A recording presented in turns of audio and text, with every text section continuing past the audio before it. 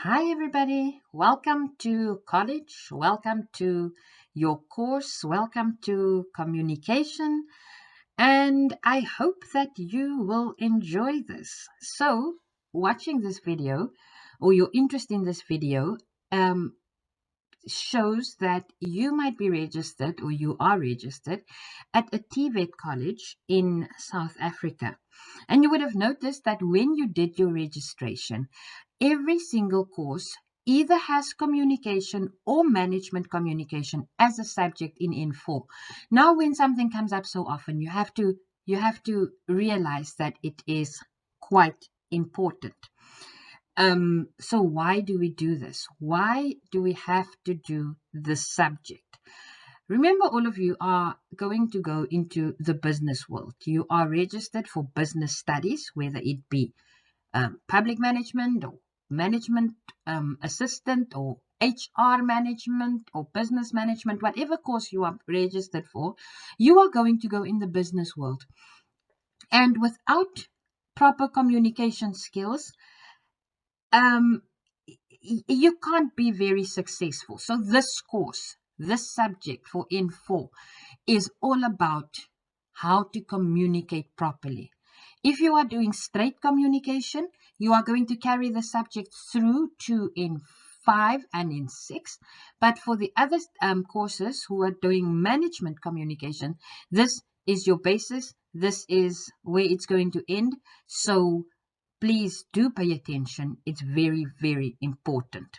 Okay, so let's jump into it. Have you ever played a game of broken telephone? Not that one. I'm talking about the game where you sit in a row or a circle and one person whispers something into the next person's ear. And those rules are that you can't repeat and you can't ask what was being said and you just have to pass on the message. Now, I've observed this happening I've observed this game being played. In fact, I have it played in my own class of at the beginning of every semester as an icebreaker to get people to relax a bit in the class, but also to show them how important it is to actually be able to convey a message properly and how important it is to listen properly. So now you have a group of people. Imagine you are in class. You don't know these people around you from a bar of soap. And the lecturer whispers something in one person's ear, and the message has to pass on. So, first of all, you are a bit skeptical because the stranger in front of you, or behind you, or next to you has to whisper in your ear. And to be honest, you don't know what their breath smells like. You don't know whether they spit when they speak, all those things. You don't know. So you are going to be a bit nervous about this strange mouth next to your ear, right? So a little bit of the message might get lost. So in my class, when we do this experiment, we've had I've had wonderful, strange results. And it just goes to show how the message starts off as one thing, and in the end, it's something completely different. And it just goes to show how a message can be distorted or changed. And in the workplace, it can be very, very dangerous to have a message changed like that. I have to apologize here because I would have loved to demonstrate this game to you, but I have limited access to people. This message is being recorded for the future, but right now these lessons are being recorded for during the lockdown, and we are staying at home and we are keeping safe and under lockdown. So my access to people is kind of uh, limited. Anyway, so let's look at why. Let's look at the different reasons why it is so important to actually have good communication skills. First of all, it's very often not what you say, but it's about how you say it. Yeah. And somebody may say something, and the tone of their voice or the way that they say it can make you believe that they mean something different from what they originally did, and it causes conflict. Things like that causes conflict. So if we learn how to express ourselves properly, and we learn how to express ourselves without confusion with a correct tone, we can prevent a lot of misunderstandings and conflict. Secondly, in the workplace, we are all about productivity. In the business, it's all about productivity. It's all about making money. So if you listen incorrectly and you do the incorrect or the wrong thing and you have to redo it, that's going to take away from the time when you could have done something else. So your productivity is lowered if you didn't, you don't communicate properly. Also, if there's a lot of conflict, you walk around angry, you walk around unhappy, and you concentrate so much on this person that you hate that you can't get around to your work, and your productivity goes down. So we need good communication skills to ensure greater productivity. Thirdly, goes back to the misunderstandings and conflict. We need to maintain interpersonal relationships. No man or no person can work or live on his or her own. You need to get along.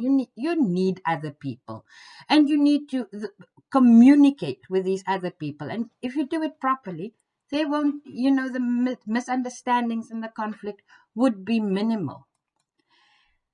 Um, Good communication skills, they motivate you. In my life, I've had a couple of jobs, and one of my previous managers is she's absolutely my favorite person in this whole world. She had a way of speaking to you, and she would reprimand you if you did something wrong, but she had a way of speaking to you, and you would so nicely that when you did something wrong, you felt so guilty because you felt like you are letting her down directly. And it was just the way that she communicated with you. Then I had another manager whose way of going about it was to scream at you. Um, Everything that she said, everything that she wanted to ask, everything just ended up in a screaming match. And I can honestly tell you today that um, nobody in that staff had respect for this manager because she didn't communicate properly. She didn't motivate us. She didn't encourage us. And that's why when she was our manager, the productivity just went down. Okay. So, next up, organizations, businesses have specific goals. And if communication is done properly, then you can ensure you are motivated. There are good interpersonal relationships. There's no conflict. So the organization will reach its goals. When you are motivated, there's productivity. You save a lot of time and money. Misunderstandings can lead to a lot of time wasted. And it is true that in the workplace, time is money. And then public relations. You as an organization, you cannot function without your public. So I used to call an organization, and for the sake of saving my life, I won't mention the organization. But I used to call it for business, and the lady picked up the phone and she would go something like, "Hello, good morning." And just listening to her made you so tired that you didn't want to deal with these people. And unfortunately I had to, and it was the worst thing having to call that organization. Other people, if you call a business or if you call an organization and you get friendly, helpful advice, you want to support them more. But if their communication skills aren't so good, you don't want to deal with them, and you just, you kind of stay away. Again, taking money away. Um, so the organization can't reach its goals. Do you see how important it is to have good communication skills? And lastly, to improve the image of the company. Good communication skills lead to a good public image. right? So this image, you can't, no company stays the same. No organization stays the same over time. It changes.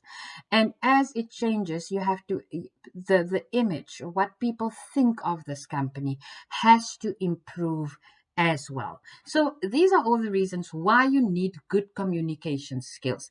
You have to know this for the exam. I've seen it come up a number of times. So please do study this. Now, if you have any questions, you can email me at any time at jeffgeister@gmail.com. I do check my email and I actually do respond to it. You can go to my Google Classroom, join my Google Classroom. Just go to your browser, you type in classroom.google.com, and when you are, you'll see elsewhere on this channel is a video showing how to use a Google Classroom. So when they ask for the code, you put in FHPXIE2, and it will take you into a site that contains notes, supporting notes for all these lessons in Module 1. It will contain assessments, this the slideshow that this video is made of. So all the supporting documents that you might need for this whole module is in this Google Classroom. Thank you so much for tuning in. I hope you find this very helpful. And until next time, bye.